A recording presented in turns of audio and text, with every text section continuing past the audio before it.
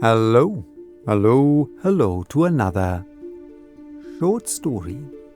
Today I have yet another story by the master of the macabre, Saki, Hector Hugh Munro, for you. A story that answers the question, what happens if life catches up with a stolen identity? Here is The Hounds of Fate by Saki.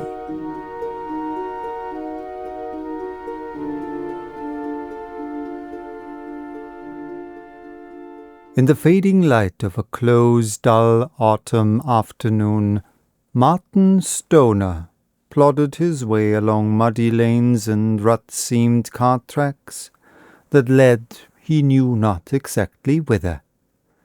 Somewhere in front of him he fancied lay the sea, and toward the sea his footsteps seemed persistently turning. Why he was struggling wearily forward to that goal he could scarcely have explained unless he was possessed by the same instinct that turns a hard-pressed stag cliffward in its last extremity. In his case, the Hounds of Fate were certainly pressing him with unrelenting insistence. Hunger, fatigue, and despairing hopelessness had numbed his brain, and he could scarcely summon sufficient energy to wonder what underlying impulse was driving him onward. Stoner was one of those unfortunate individuals who seem to have tried everything. A natural slothfulness and improvidence had always intervened to blight any chance of even moderate success, and now he was at the end of his tether, and there was nothing more to try.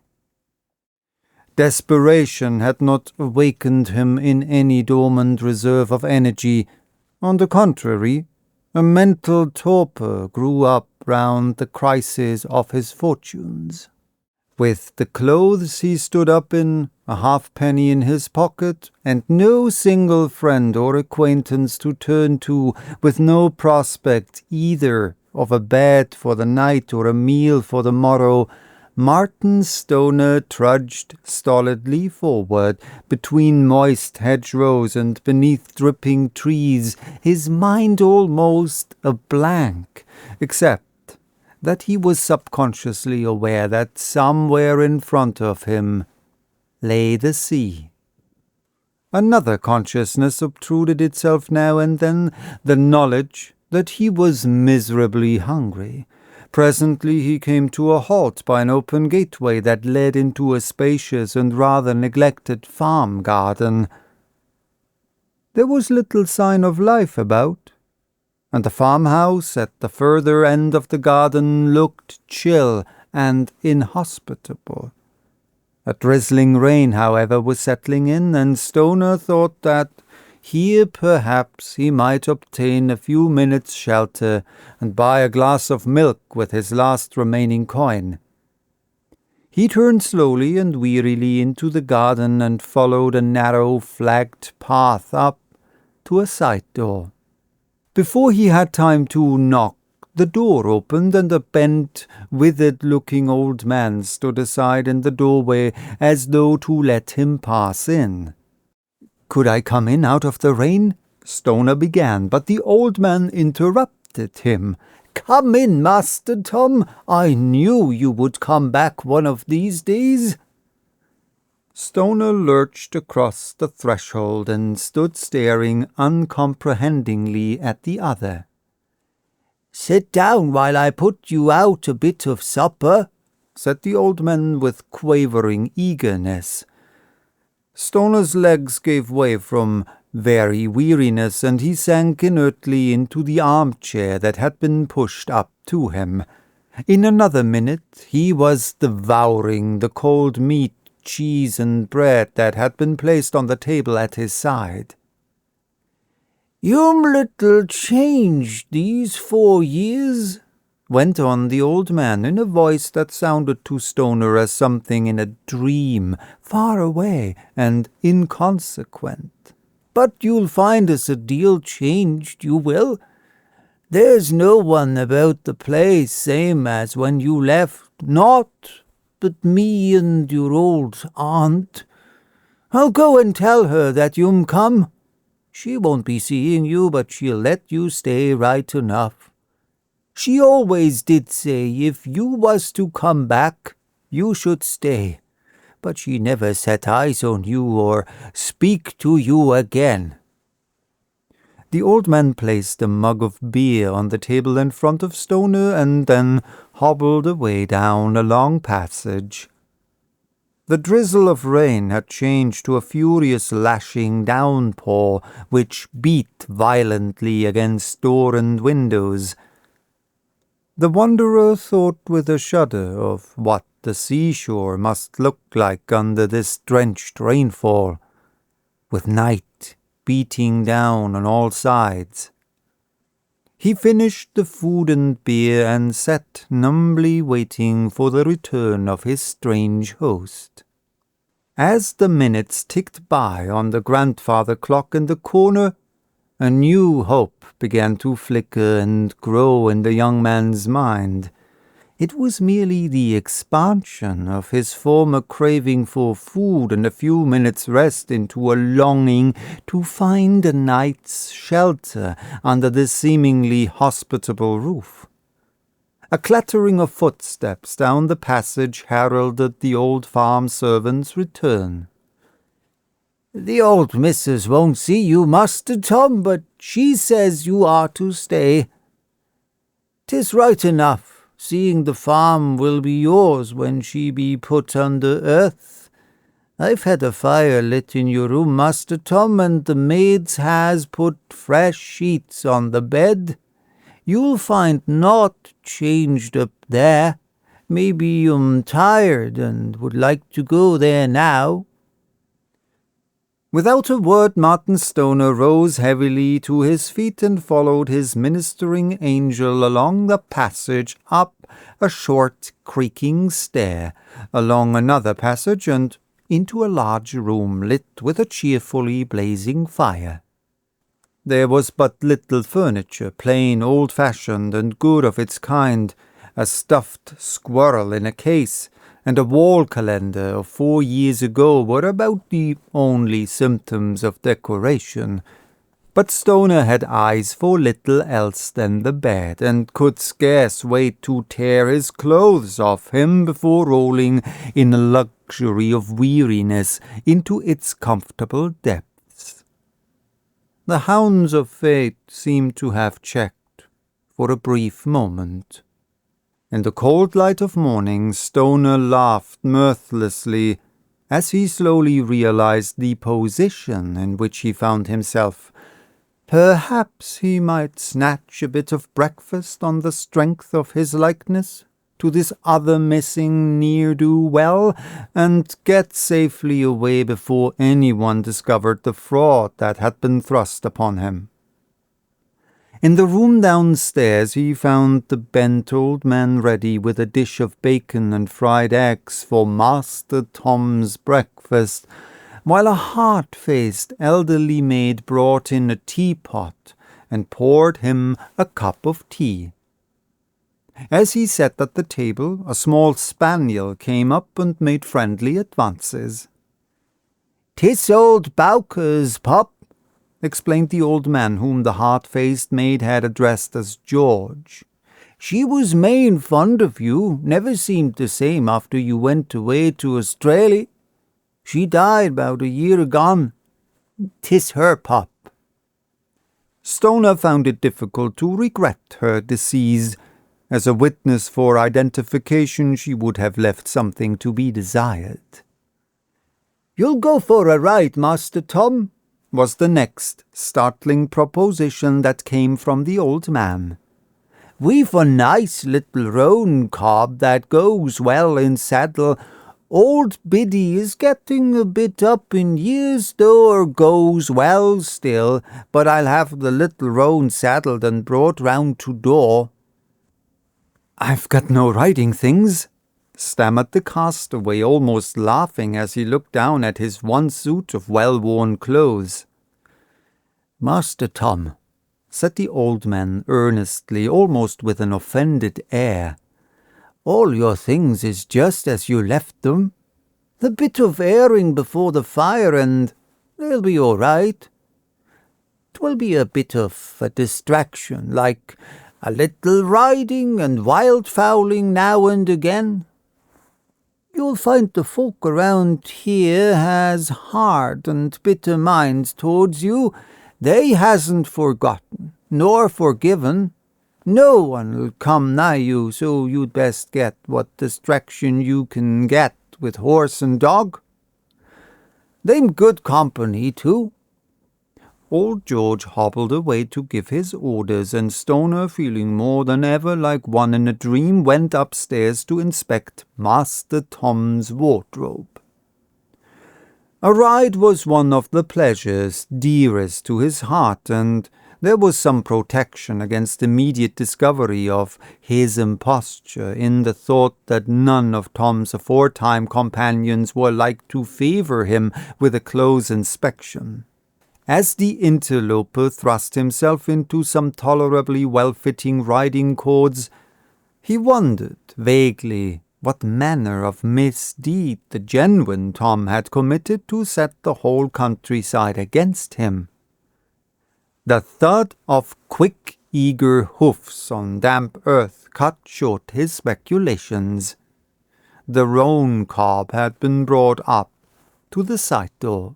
"Talk of beggars on horseback," thought Stoner to himself as he trotted rapidly along the muddy lanes where he had tramped yesterday as a down-at-heel outcast, and then he flung reflection indolently aside and gave himself up to the pleasure of a smart canter along the turf-grown side of a level stretch of road.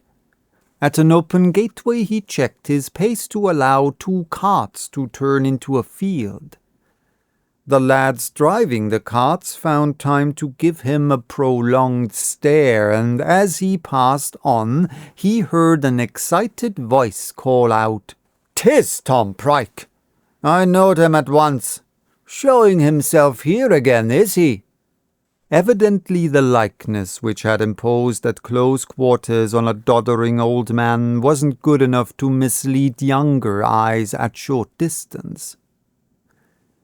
In the course of his ride he met with ample evidence to confirm the statement that local folk had neither forgotten nor forgiven the bygone crime, which had come to him as a legacy from the absent Tom.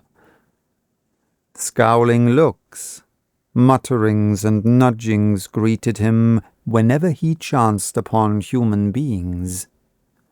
Bowker's pup, trotting placidly by his side, seemed the one element of friendliness in a hostile world. As he dismounted at the side door, he caught a fleeting glimpse of a gaunt elderly woman peering at him from behind the curtain of an upper window. Evidently, this was his aunt by adoption. Over the ample midday meal that stood in readiness for him, Stoner was able to review the possibilities of his extraordinary situation. The real Tom, after 4 years of absence, might suddenly turn up at the farm, or a letter might come from him at any moment again. In the character of heir to the farm, the false Tom might be called on to sign documents, which would be an embarrassing predicament, or a relative might arrive who would not imitate the aunt's attitude of aloofness. All these things would mean ignominious exposure. On the other hand, the alternatives was the open sky and the muddy lanes that led down to the sea. The farm offered him at any rate a temporary refuge from destitution. Farming was one of the many things he had tried, and he would be able to do a certain amount of work in return for the hospitality to which he was so little entitled. "Will you have cold pork for your supper?" asked the hard-faced maid as she cleared the table. "Or will you have it hotted up?" "Hot, with onions," said Stoner. It was the only time in his life that he had made a rapid decision, and as he gave the order he knew that he meant to stay.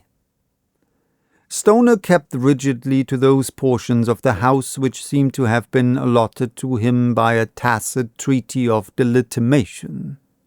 When he took part in the farm work, it was as one who worked under orders and never initiated them.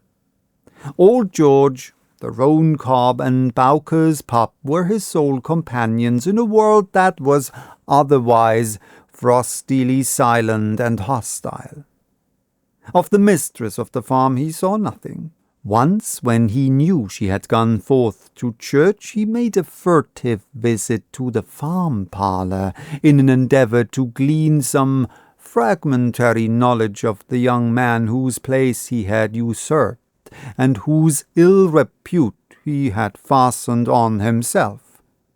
There were many photographs hung on the walls, or stuck in prim frames, but the likeness he sought for was not among them.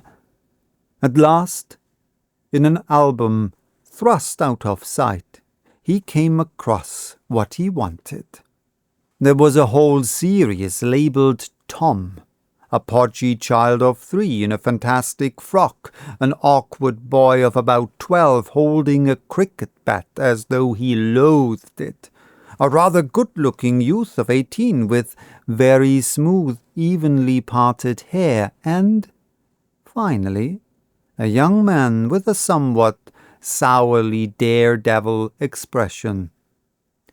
At this last portrait, Stoner looked with particular interest.